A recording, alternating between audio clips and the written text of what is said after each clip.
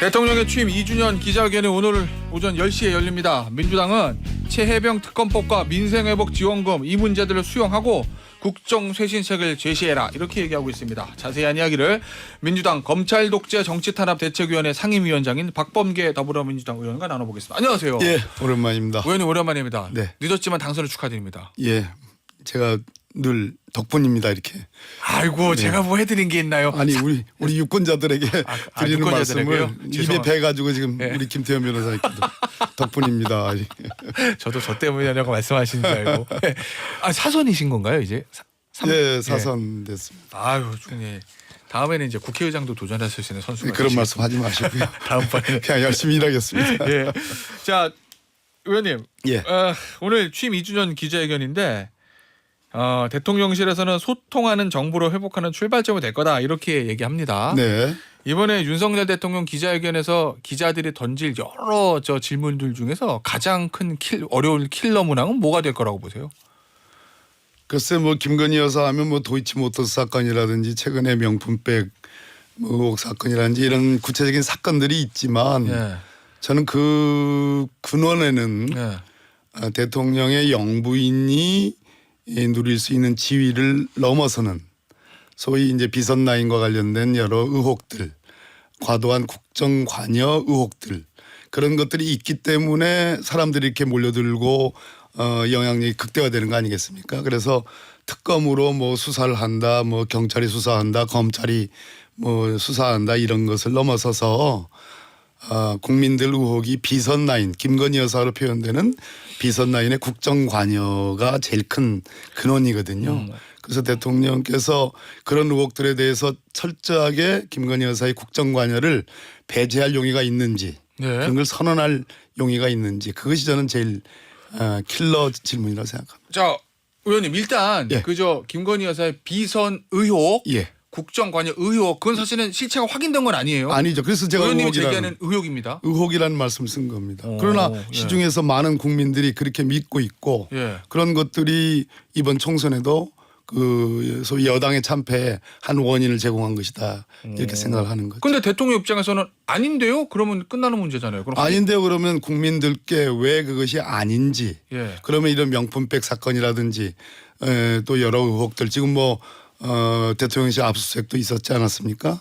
뭐 그런 차원에서 국민들의 의혹을 불식시켜 줄 수 있는 아닌데의 구체적인 해명을 해야 예. 되겠죠. 그러면 사실은 아니지만 그런 의혹이 있다고 하니 앞으로 그런 얘기 나오지 않게 하겠습니다. 이런 식으로라도 해야 된다는 말씀이신가요? 그렇습니다. 예. 그러면 정확한 말씀. 특별감찰관이나 제2부속실 설치 이런 것까지 이어져야 된다는. 특별감찰관이 더 본질적인 거죠. 사실은 민정수석실을 지금 부활을 했는데 그 민정수석실 부활의 뭐 근거로 예. 그 민심을 잘 파악을 하겠다. 예. 그거는 저기 네이버나 다음에 들어가서 여러 기사들 댓글만 잘 봐도 댓글이요? 민심을 충분히 알 수 있거든요. 그러니까 소통수석, 예. 뭐 홍보수석의 역할이면 되는 거고 예. 굳이 그 짱짱한 검찰 경력을 갖고 있는 그 18기에 지금 이제 현재의 검찰총장으로 생각하면 일종의 할아버지에 해당하는 분을 9기수이라고 하긴 하죠. 예. 예, 그 9기수면 저하고 우리 김태현 변호사님 기수 차이가 얼마나 됩니까? 아유 많이 납니다. 9기수 더 납니다. 예. 예, 그러니까 9기수면 할아버지죠. 그런 분을 민정수석으로 한다는 것 자체가 예. 민심을 뭐 듣겠다라는 차원이 아니라 다른 목적 있다고 보세요? 다른 목적이 있죠. 어떤 목적이요? 자, 이제 소위 대통령 영부인과 또 대통령에 겨냥되는 여러 의혹들을 방어하겠다 뭐 이렇게도 얘기를 하지만 저는 그것을 넘어서는 것이라고 생각합니다. 그 단순히 예를 들면 민정수석 임명한 게 김건희 여사를 문제를 해결하기 위한 걸 넘어서는 거다. 뭐죠 그러면? 지금 법무부 장관이 지금 17기 아닙니까? 예. 지금 전 한동훈 법무부 장관이나 이원석 검찰총장이 10기수 앞선단 말이에요. 네, 두 사람이 27기니까. 네, 조금 전에 할아버지 말씀도 했지만 예. 김지현 수석은 제가 거슬러 올라가 보면 2003년 노무현 대통령 당선자 시절에 이제 인수위원이었던 저를 찾아오기도 했습니다. 그때부터 인연이 있고 제가 법사위원 하면서 여러 차례 부딪히기도 하고 뭐 대화도 많이 나눴지만 잘 아시는 분이시군요. 잘 알죠. 예. 그러니까 기획통 인사통인데 민정수석의 부활은 지금까지 한동훈 전 법무부 장관에게 주어졌던 인사검증. 예. 한동훈 전 장관 스스로도 얘기했죠. 우리는 그냥 예. 들여다볼 뿐이지 책임지지 않고 뭐 별 대단한 권한을 행사하는 게 아니다. 판단은 대통령실 판단이잖아요. 책임은 대통령실에 있다. 예. 판단은 대통령실에 있다. 그렇게 얘기한 그런 인사검증의 이제 권한을 다시 이제 민정수석실 부활을 통해서 가져가는 거거든요. 그 예. 얘기는 지금 이원석 전 검찰총장 아니죠. 현 검찰총장. 현 검찰총장의 임기가 8월이면 끝납니다. 예. 9월이 되면 새로운 검찰총장을 임명해야 되고 예. 송경호 서울중앙지검장에 대한 여러 가지 기사들이 나오잖아요. 예. 뭐저 용산을 겨냥한다, 뭐 김건희 여사를 겨냥한다, 어쩐다. 뭐 교체설 예, 이런 거요? 교체설도 나오고 그러는데 전체적으로 인사 관리를 통해서 적극적으로 저는 법무검찰에 대한 대통령의 장악력을 높이긴 차원이다. 저는 그렇게 생각합니다. 아니 근데 검찰총장 출신이잖아요. 대통령이 정치인 출신도 아니고 예. 민정수석 없어도 다 같이 일했던 예전 부하들인데 장악하려면 얼마든지 그냥 대통령 존재 자체가 장악을 하고자 한다면 검찰을 장악되는 거 아니에요? 최해병 사건에 반면교사가 있는 거예요. 그렇게 그냥 대통령이면 뭐든지 다 할 수 있다는 예. 식으로 하다가 지금 대통령까지도 직권남용에 지금 강력한 의혹을 받고 있는 거 아닙니까? 그러면 대통령을 대신해서 예. 장악력을 높일 어떤 그러한 개선 라인이 필요한 거죠.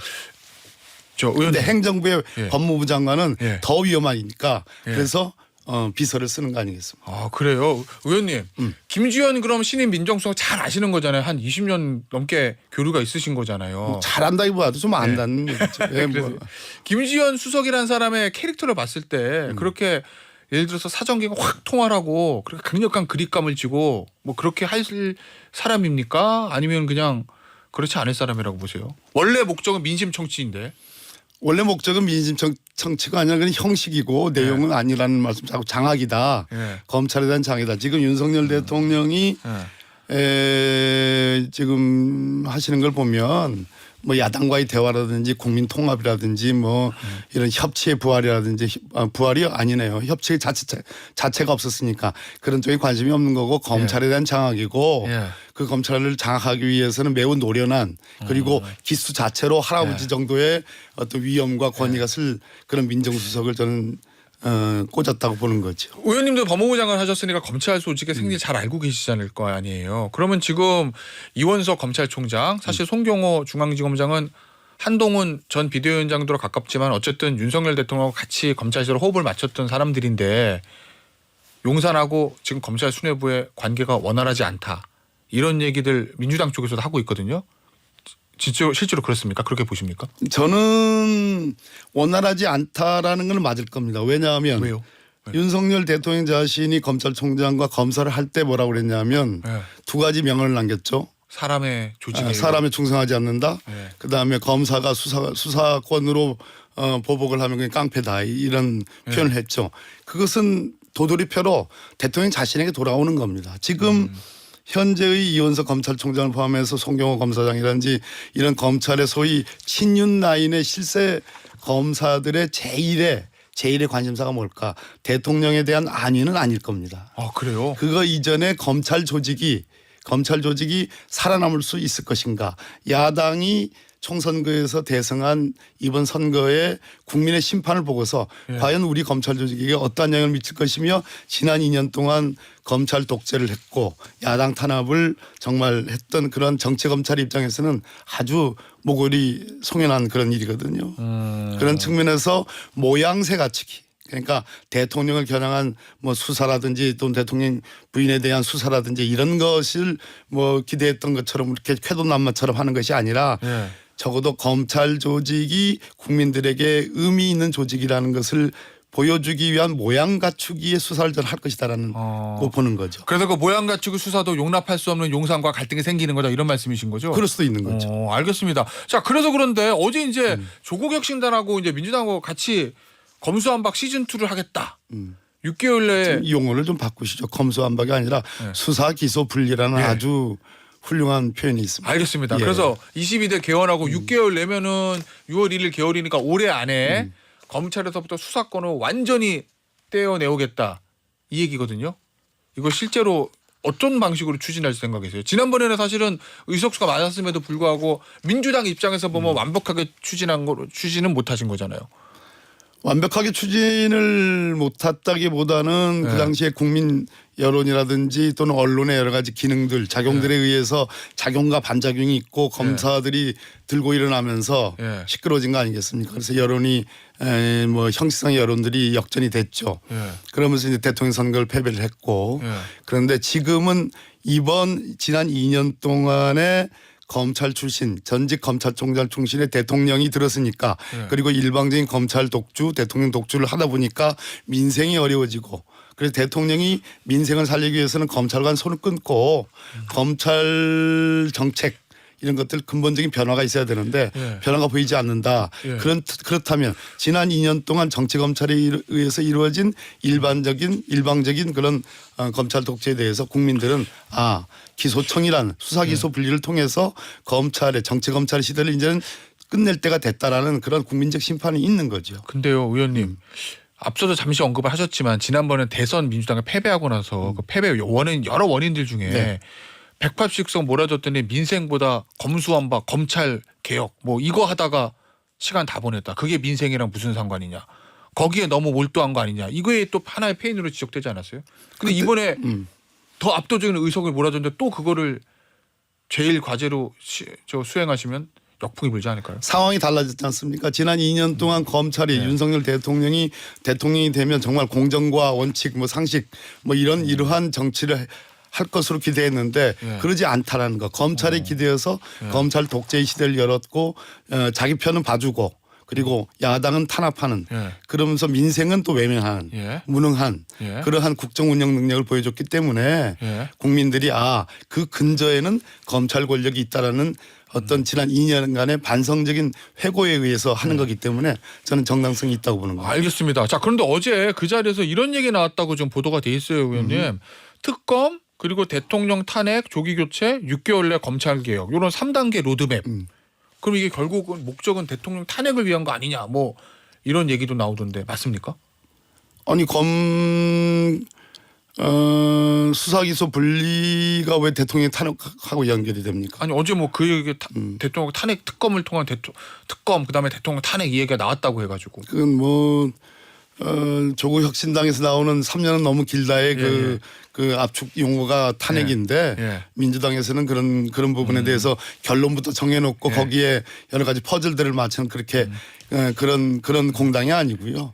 저희들은 왜 지금 검찰 개혁이 필요하고 검찰 개혁의 핵심은 수사기소 분리고 기소만으로도 검사들이 자랑스럽게 일을 할 수 있는 그러한 사법 시스템을 만드는 것이다. 알겠습니다. 이렇게 말할 수 있겠습니다. 법무부 장관 지내셨잖아요. 어제 윤석열 대통령의 장모인 최은순 씨 가석방 심사 적격 판정을 받았습니다. 그건 어떻게 보세요? 350억 잔고증명서 위조 건이거든요. 형량 자체가 1년이니까 너무 적죠.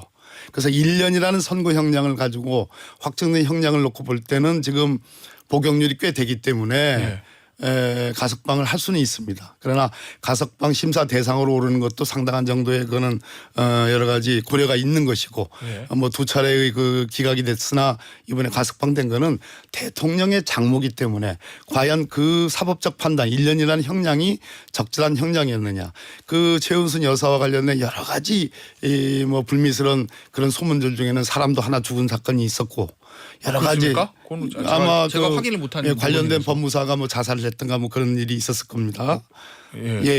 아마 있었을 겁니다. 그러나 그 사건이 이 사건이 직접 영향을 미쳤는지는 모르겠으나 적어도 1년이나 형량은 너무 적었던 것이고 어찌됐든 대통령의 장모가 가석방으로 석방이 된다라는 거 그거 자체가 국민들에게 주는 지금 더군다나 총선 참패의 대통령이 부닥치고 있는 여러 가지 국정 난맥상과 관련해서는 법무부의 외부 위원들이 저는 100% 찬성하는 가석방이라는 게 국민 눈높이에 맞지 않다라는 얘기를 할 수 있는 거죠. 알겠습니다. 오늘 인터뷰는 여기서 마무리하도록 하겠습니다. 지금까지 더불어민주당의 박범계 의원이었습니다. 의원님 감사합니다. 네, 감사합니다.